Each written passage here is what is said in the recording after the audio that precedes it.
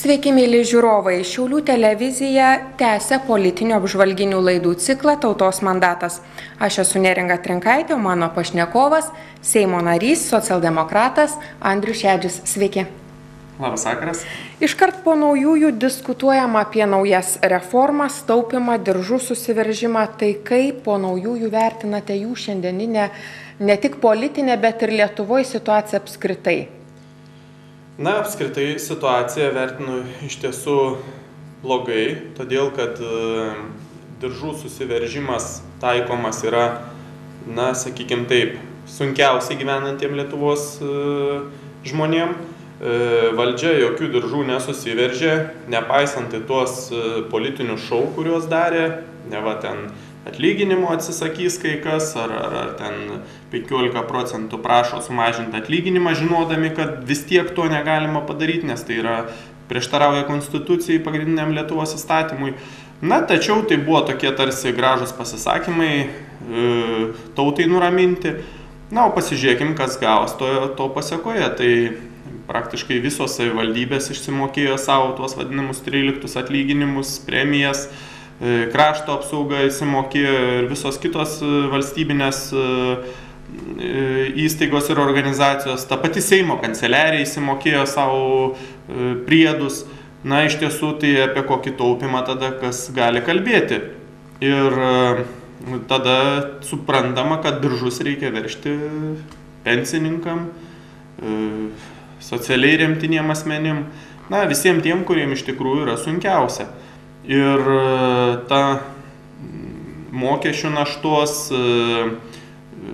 ir pabrangusių prekių naštos kilpa iš tikrųjų jiems veržiama jau nebe ant pilvo, bet ant kaklo. Todėl, kad tie, kurie gaudo mažiausias pajamas, jie iš tikrųjų tą pajunta savo kailiu tiesiogiai. Ir man tiesiog nuostaba kelia tas toks faktas, turbūt dabartinė naujoji vyriausybė gal gyvena kitoj planetoj, gal jie nenusileidžia iki to paprasto Lietuvos gyventojo lygio ir nežino, kad yra žmonių, kurie gauna 400 litų pensiją ir yra dar mažesnė. Ir kada už 2 kambarių butą reikia atiduoti mokesčiam 400 litų, tai tada klausimas, iš ko žmonėm gyventi. Tai va ir kyla susipriešinimas, jau dabar jaučiamas susipriešinimas visuomenėje. Mokytojams 10% keliami atlyginimai, kultūros darbuotojams. Tuo tarpu verslininkams, smulkiojo verslo atstovams yra veržiami diržai iš tikrųjų verslo liudijimų sistema. Na, iš tiesų, aš negalėčiau taip drąsiai teikti, kad mokytojams yra keliami atlyginimai. Iš tiesų, man teko kalbėti ir su aukštųjų mokyklų vadovais, ir su mokyklų, ir apie tą visą atlyginimų kelimą, tai jisai yra toks, sakykime, virtualus.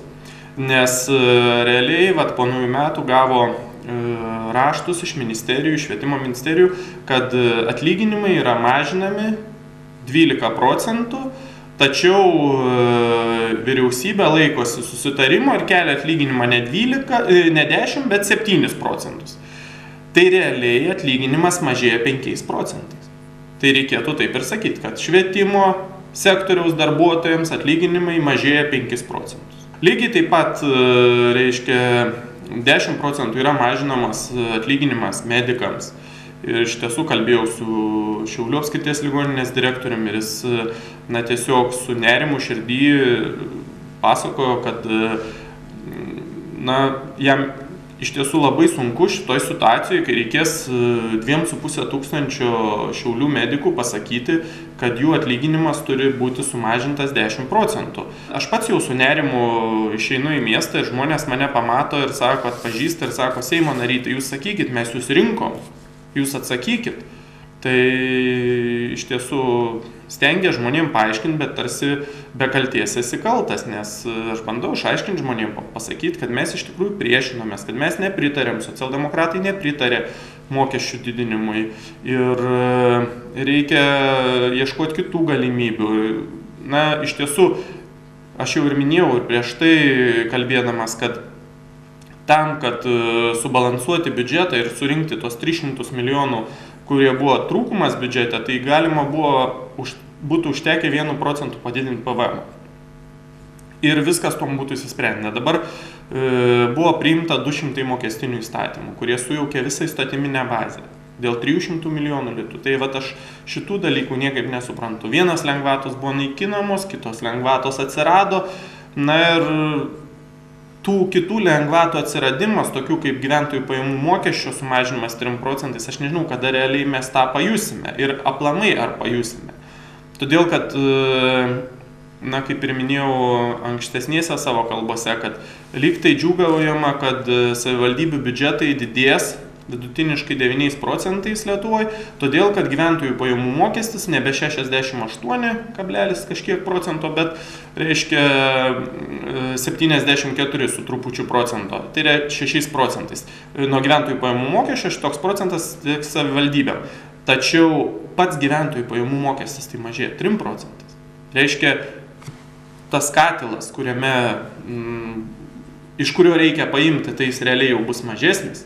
Tai iš kur tas augimas ir iš tiesų man negalėjo atsakyti nei dabartinis finansų ministras, nei kai kurie ministerijos darbuotojai, kur jie mato tą augimą, kaip jie jį paskaičiuoja ir vėlgi mes turėsim, na, tiesiog tokį biudžetą iš fantastikos srities, kuris netitiks realybės. Aš iš tiesų neįsivaizduoju, kokios galėtų būti prognozės, kai žmonės gaus sąskaitas vasario antroj pusėje, kovo pradžioj. Tai už sausio mėnesį, reiškia, ar netgi jau už vasario mėnesį gavę sąskaitas, kada šiluma iš tikrųjų 10%, vien tik tai PVM sąskaita bus didesnė, na, automatiškai ir elektra pabrangus ir visa kita, ir kaip žmonės mokės, kaip tada reaguos, tikrai man labai sunku pasakyti.